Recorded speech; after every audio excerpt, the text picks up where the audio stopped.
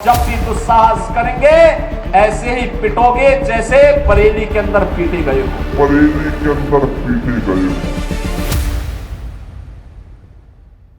नमस्कार, आदाब, सत श्री अकाल, जय भीम, जोहार। मेरा नाम है नवीन कुमार। एक पूरी कौम को मंच से यह खुली धमकी भारत की नई राजनीति का नया दस्तूर है। ऐलान सीधा है, मुसलमानों को इस मुल्क में अब दोयम दर्जे का नागरिक बन के रहना होगा, डर के रहना होगा, हर रोज इस दहशत के साथ जीना होगा कि पुलिस उन्हें उठा लेगी, उनके घर को बुलडोजर से गिरा दिया जाएगा, उनके दुकानों को कोई भीड़ तहस नहस कर डालेगी। इस प्रकार की गतिविधियों में लिप्त हैं वे भी कान खोल करके सुन लें। देर सवेर झांगुर जैसे हाल तो उनके भी होने ही हैं। तो क्या अब इस देश की और खासकर उत्तर प्रदेश की अदालतों को बंद कर दिया जाएगा, उन पर ताला लगा दिया जाएगा? Lower court, high court, supreme court में बैठे हुए जज मिलॉर्ड क्या करेंगे? क्योंकि फैसला करने की जिम्मेदारी से उन्हें मुक्त किए जाने का खुला ऐलान किया जा रहा है। जब भी दुस्साहस करेंगे ऐसे ही पिटोगे जैसे बरेली के अंदर पीटे गए हो। ऐसा नहीं है कि यह बात मुख्यमंत्री के मुंह से झटके से निकल गई थी, क्योंकि बोलने के बाद उन्होंने बाकायदा इसे लिखकर ट्वीट भी किया। देख लीजिए ट्वीट, लिखा है, याद रखना जब भी दुस्साहस करोगे ऐसे ही पिटोगे जैसे बरेली के अंदर पीटे गए हो। अगर ये एक मुख्यमंत्री की भाषा है, मुख्यमंत्री का विचार है, आचार है, व्यवहार है, तो फिर मान लेना चाहिए कि इस देश में संविधान की व्यवस्था का अंत हो चुका है। इशारा साफ है, अब यहां न्याय अदालतें नहीं करेंगी, सड़कों पर न्याय होगा, और न्याय का मतलब होगा राज सत्ता का आतंक। जो भी पर्व और त्योहारों में उपद्रव करेगा उसको हम पहले से इस बारे में कह देंगे कि उसको बिना मांगे जहन्नुम में जाने का टिकट हम काट करके दिला देंगे। इतना पर्याप्त होगा उसके लिए। फिर अदालतों का काम क्या ही बचा है? लेकिन इस पूरे खेल को जरा समझिए। क्यों बिहार चुनाव से ठीक पहले आई लव मोहम्मद के नारे उछाले गए, और जैसे ही उधर से आई लव मोहम्मद का नारा उछाला गया, इधर से गजवा-ए हिंद का शिगुफा छेड़ दिया गया। सब कुछ एक फिक्स स्क्रिप्ट की तरह। आपने कभी नहीं सुना होगा कि किसी ने गजवा-ए हिंद की बात की हो, लेकिन इसे इतना बड़ा मुद्दा बना दिया गया जैसे इसके अलावा मुसलमान कोई बात ही नहीं कर रहे। कुछ लोग रहते भारत में हैं लेकिन गजवा-ए हिंद का नारा लेकर के भारत के अंदर राष्ट्र विरोधी गतिविधियों को बढ़ावा देने का कुत्सित कार्य कर रहे हैं। गजवा-ए हिंद हिंदुस्तान की धरती पर नहीं होगा। गजवा-ए हिंद एक मुहावरा है, ये एक उर्दू अरबी अल्फाज है जिसका इस्लामी संदर्भों में इस्तेमाल होता है। इसका शाब्दिक अर्थ है भारत पर इस्लाम की विजय या अभियान। लेकिन फिलहाल यह कट्टर हिंदुत्व के हाथ लगा एक ऐसा औजार है जिसका इस्तेमाल वो बिना किसी संदर्भ के करते हैं।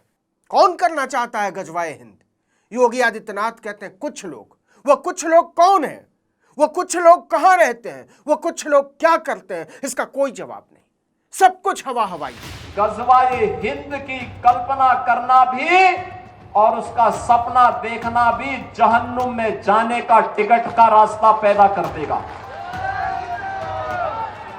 अगर किसी को जहन्नुम में जाना हो तो गजवा-ए हिंद के नाम पर अराजकता पैदा करने का कुत्सित प्रयास करें। नफरत की राजनीति के इस दुष्चक्र को समझिए, किस तरह से दोनों तरफ के कट्टरपंथियों के बीच आम मुसलमान पिस गया है और आम हिंदुओं को भी मोहरा बना दिया गया है। योगी आदित्यनाथ और नरेंद्र मोदी की आपसी लड़ाई का मोहरा। इस पर आगे चर्चा करेंगे, लेकिन पहले समझ लीजिए कि कैसे पूरे नैरेटिव को बनाया जा रहा है, बिल्ड किया जा रहा है। योगी आदित्यनाथ के भाषण के क्लिप्स को फैलाया जा रहा है। चैनल वालों को कहा जा रहा है कि इस पर डिबेट कीजिए ताकि योगी आदित्यनाथ चर्चा में आए। वो मौलाना भूल गया कि शासन किसका है। वो ये मानता था धमकी देंगे और हम जबरदस्ती जाम कर देंगे। हमने कहा जाम नहीं होगा, कर्फ्यू भी नहीं लगेगा, लेकिन कर्फ्यू का सबक तुम्हें ऐसा सिखा देंगे कि तुम्हारी आने वाली पीढ़ी दंगा करना भूल जाएगी। टीवी चैनलों ने इसे लपक लिया, लोगों के बीच भी इसे लेकर बहस होने लगी। लेकिन इस पूरी लड़ाई में सबसे ज्यादा फायदा किसका हुआ? योगी आदित्यनाथ का, जिन्हें बिहार के चढ़ते हुए चुनाव में पूछा तक नहीं जा रहा था, वो एक बार फिर से केंद्र में आने लगे। नरेंद्र मोदी और अमित शाह चाहकर भी अब उन्हें दरकिनार नहीं कर सकते। कर्फ्यू का सबक तुम्हें ऐसा सिखा देंगे कि तुम्हारी आने वाली पीढ़ी दंगा करना भूल जाएगी। क्या तरीका है जी? आप सिस्टम को ब्लॉक करना चाहते हैं? योगी आदित्यनाथ ने बहुत टाइमिंग देखकर हवा में गजवाए हिंद और छांगुर बाबा का नैरेटिव उछाला है, या कहिए बाकायदा इसके लिए जमीन तैयार की गई। बरेली में जो हुआ वो एक दिन में नहीं हुआ है, उसके पहले और उसके बाद बहुत सारे खेल हुए हैं और बिहार के चुनाव तक ये खेल चलते रहेंगे।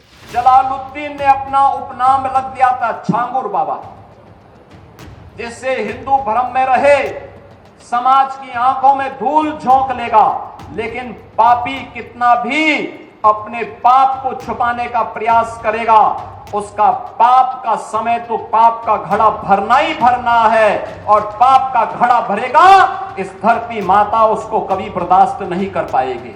आपको लग रहा होगा कि अपने आप आई लव मोहम्मद हो गया, अपने आप आई लव महादेव हो गया, अपने आप गजवाए हिंद और छांगुर का जिक्र योगी आदित्यनाथ की जुबान पर आ गया। नहीं, राजनीति में अपने आप कुछ नहीं होता, सब कुछ तय समीकरणों के तहत होता है। यह भी सच है कि सारे मोहरे सामने से नहीं चले जाते, कुछ पीछे से वार करते हैं। शतरंज के खेल में वजीर हो या सिपाही, हाथी हो या ऊंट, सबको इस हिसाब से सजाया जाता है जिससे बादशाह को बचाया जा सके, उस बादशाह को जिसकी अपनी ताकत केवल एक कदम की चाल चलने की होती है, लेकिन जीत हार उसी से तय होती है। डेंटिंग पेंटिंग करवानी पड़ती है कायदे से, जिससे उनकी बुरी आदतों को हम ठीक कर सकें। और यही डेंटिंग पेंटिंग आपने देखा होगा कल बरेली के अंदर, मौलाना भूल गया कि शासन किसका है। तो सबकी भूमिका तय थी, मौलाना तौकीर रजा की भी और असदुद्दीन ओवैसी की भी। आई लव मोहम्मद कैसे आगे बढ़ेगा, कौन आगे बढ़ाएगा, कितना आगे बढ़ाएगा और कहां से योगी आदित्यनाथ की एंट्री होगी, सब तय। इस खेल में पिस गया आम गरीब साधारण मुसलमान, जिसे धर्म के नाम पर सियासत के धंधे का खिलौना बना दिया गया। 10 FIR हुई है, 180 लोग नामजद हैं, 2500 अज्ञात, 39 लोग गिरफ्तार। कितने घरों पर बुलडोजर कार्रवाई का खौफ मंडरा रहा है आप नहीं जानते। लिख कर ले लीजिए, मौलाना तौकीर रजा छूट जाएंगे, वकीलों की पूरी फौज खड़ी हो जाएगी उनके लिए, और नहीं भी छूटेंगे तो उन्हें जेल में कोई कष्ट नहीं होगा। वो ऐसी कहते रहे कि आई लव मोहम्मद, मुझे जेल में डाल दो, लेकिन वो भी जानते थे उनका बाल भी बांका नहीं होगा, वो भाजपा को प्यारे हैं। लेकिन उन आम गरीब साधारण मुसलमानों का क्या, जो रोज कमाने रोज खाने वाले थे, उनके पीछे उनके परिवारों का क्या, उनके बच्चों का, उनके घरों की औरतों का क्या। सिर्फ माहौल को हिंदू बनाम मुसलमान बनाने के लिए उन्हें निशाना बनाया गया। कर्फ्यू का सबक तुम्हें ऐसा सिखा देंगे कि तुम्हारी आने वाली पीढ़ी दंगा करना भूल जाएगी। यह खेल क्यों रचा गया? भारतीय जनता पार्टी की अंदरूनी राजनीति के केंद्र में योगी आदित्यनाथ को लाने के लिए। आप जानते ही होंगे, भाजपा लगभग 3 साल से अपना राष्ट्रीय अध्यक्ष नहीं चुन पा रही है, और कहा जा रहा है कि इसके पीछे योगी आदित्यनाथ का वीटो पावर है।